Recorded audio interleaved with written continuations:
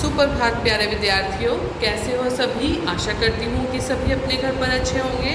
तो आज हम अपने हिंदी लैंग्वेज का एक और नया विषय करने वाले हैं जिसका नाम है हम कोई नया विषय स्टार्ट करने से पहले मैं आपको एक कुछ प्रश्न पूछना चाहती हूँ कि जब भी हम अपने मन के विचारों को किसी दूसरों को बताना चाहते हैं वो किस किस तरीके से बताते हैं। एक तो लिखित और एक मौखिक।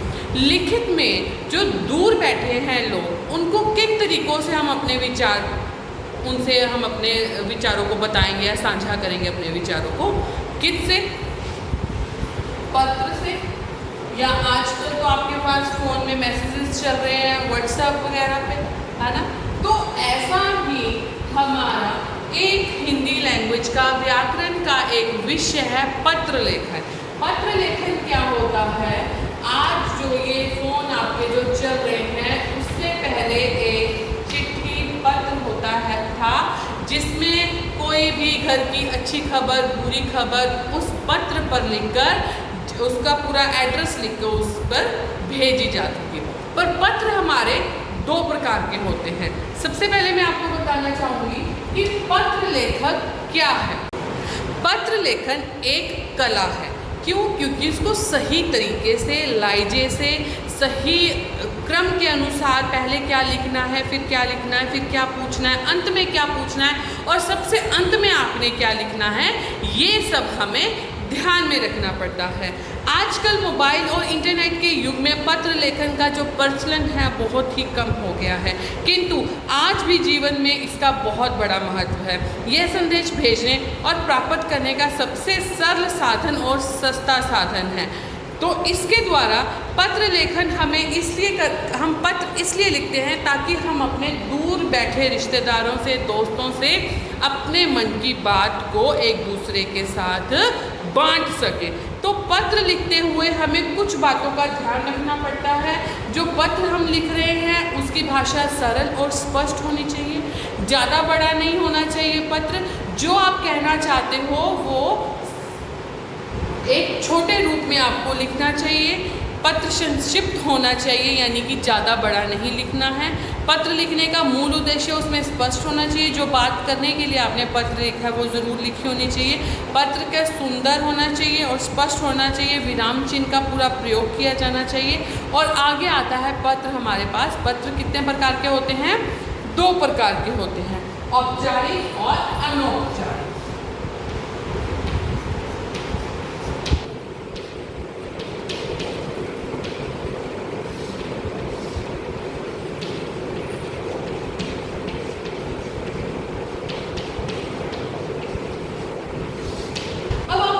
औपचारिक और अनौपचारिक। मैसेज भेजने में भी औपचारिक और अनौपचारिक क्या हो सकता है? पत्र लिखने का एक ढंग, एक तरीका होता है जिसको सही तरीके से बांटा जाता है।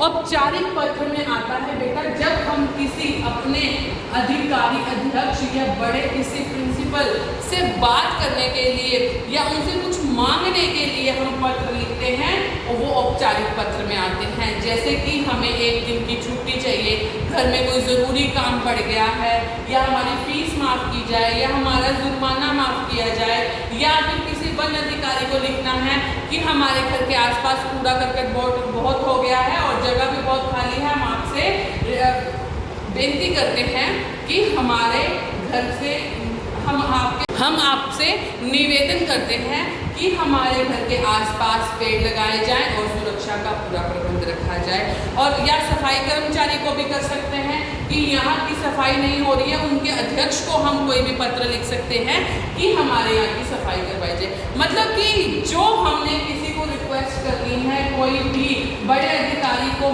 लिखना है कोई चीज़ बताने के लिए, वो आते हैं औपचारिक में। किस में आते हैं? औपचारिक। यानी कि औपचारिक पत्र हमारे किस में आते हैं? जो हम किसी को सरकारी या अर्ध सरकारी या किसी कार्यालय को भेजना हो हमने पत्र, सरकारी, अर्ध सरकारी या किसी कार्यालय के।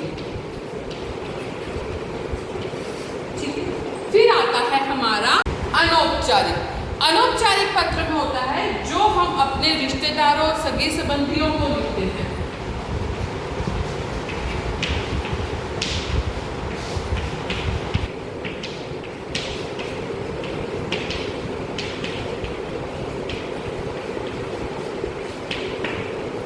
रिश्तेदारों और सगे संबंधियों को लिखते हैं अनौपचारिक, जैसे कि पिताजी से किताबें मंगवाने के लिए, पिताजी से पैसे मंगवाने के लिए, अपने जन्मदिन पर अपनी सहेली को बुलाने के लिए, नानी को धन्यवाद, मामा जी को उपहार के लिए धन्यवाद करते हुए, इस तरह के जो पत्र हैं वो हमारे अनौपचारिक में आते हैं। तो इसके बाद हम अपना पत्र लेखन करेंगे, पत्र को कैसे लिखते हैं और कौन कौन से पत्र हमने अपनी लैंग्वेज नोटबुक पे लिखने हैं। ठीक है, थैंक यू।